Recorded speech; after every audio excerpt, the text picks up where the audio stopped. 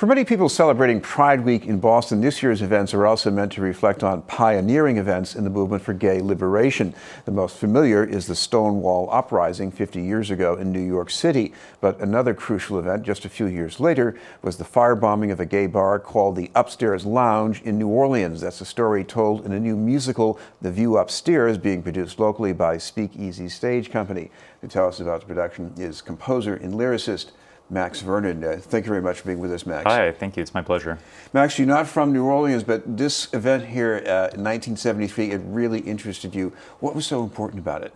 I think for me, as a gay person growing up, I don't feel like I really had any mentors. I didn't feel like I had bars or spaces like the Upstairs Lounge in which, anyone was telling me, here's how to exist in this world. And so I didn't feel necessarily connected to my history in that way. And so I went undergrad to college to study to be a gender and sexuality studies major because I grew up very bullied. And I was like, if I'm being bullied about my identity, I want to at least know where this identity came from. And I was going really down the rabbit hole, reading hundreds of books, writing 30-page papers on, the epistemology of the closet and gender being a construct and cyborg feminism. But I kind of came across this Upstairs Lounge fire in an online blog post that, said next month will be the 37th anniversary of the Upstairs Lounge fire where 32 people died. And even before fake news was a popular term in our culture, I thought it was fake because I didn't understand how I could have spent 4 years researching everything I thought there was to be known about queer history, and I didn't know about this. And when I brought it to my professors at NYU, most of my professors had never heard of it either. So I thought, that is so bizarre that we're not talking about this event. And this was also pre-Pulse, right? So up until Pulse, the Upstairs Lounge fire was the worst attack on the queer community in our history. So I just kind of flagged it in the back of my brain that this is important and one day I want to talk about it. Going back 50 years ago especially, for straight people, a gay bar was just something vaguely notorious. But for people who needed to go there and enjoyed being there, why was it so important? It was so important because, this still happens all the time, right? People get rejected, they come out, they get rejected by their family, and so they go out into the world and they seek out their chosen family. And now we have, the internet, hopefully that helps people with that, whether it's Instagram or Facebook or Twitter or whatever social media platform you're on. But back then you would go to gay bars and there was a culture of mentorship and people would tell you how to dress, where you could find employment, where to go cruise and, meet partners, all of that. And so when people have been rejected, these other people at these bars would take them under their wing.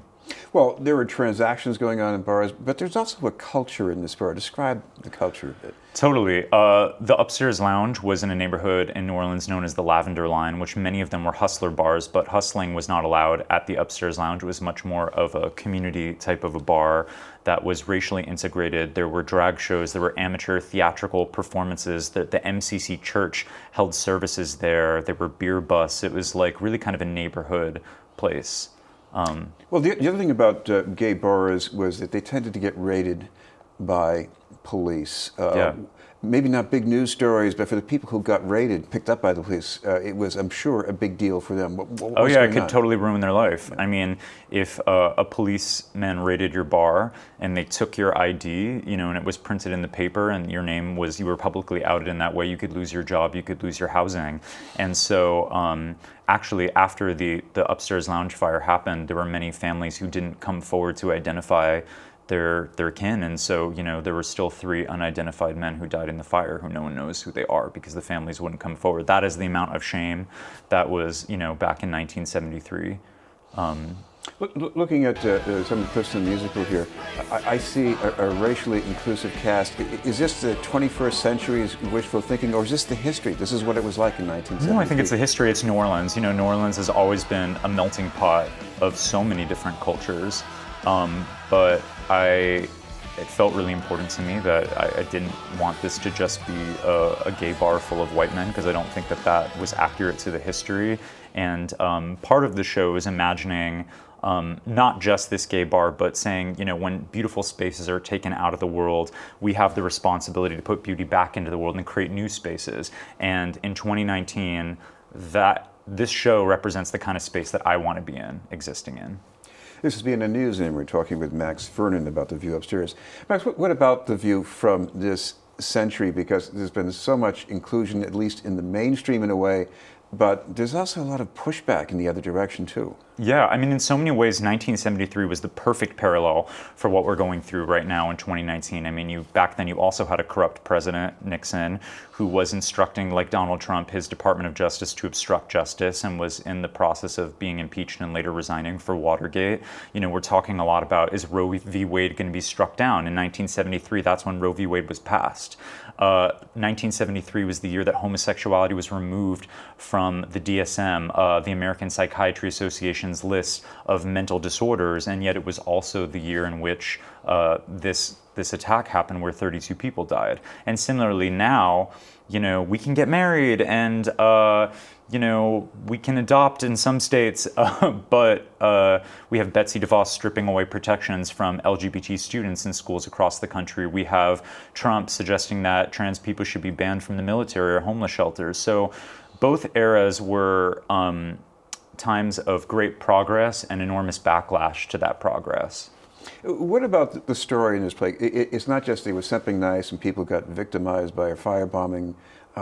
What happens after that? Yeah, so I don't know. My show has a little bit of a pitch problem in that if you talk about it, it sounds like a real drag, right? You're like, yeah, it's a musical about 32 people dying in a fire, only it's kind of not in a way. I mean, I for sure want to pay respects to that history, but for me, writing from a place of authenticity, I didn't want to create a piece of documentary theater. And also, as you can probably tell from my eyeshadow, realism is not particularly important to me.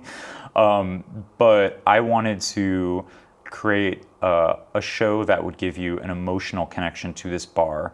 And I think the way to really feel loss is to fall in love with something. And we don't fall in love with tragedy. We fall in love with seeing people live. And so the show is not a funeral, it is a celebration. I mean, with Sound of Music and Cabaret, those are musicals about Nazis. And Chicago is a musical about a bunch of amoral murderers, but you know, we see the spectrum of human experience in that. And that's what I hope The View Upstairs does too, that it feels more optimistic and hopeful, and it makes people want to go back after they see the show and figure out how do we grab the torch from the past and continue in marching forward. Great. Thank you very much for being with us. Yeah, thank you. Max Vernon.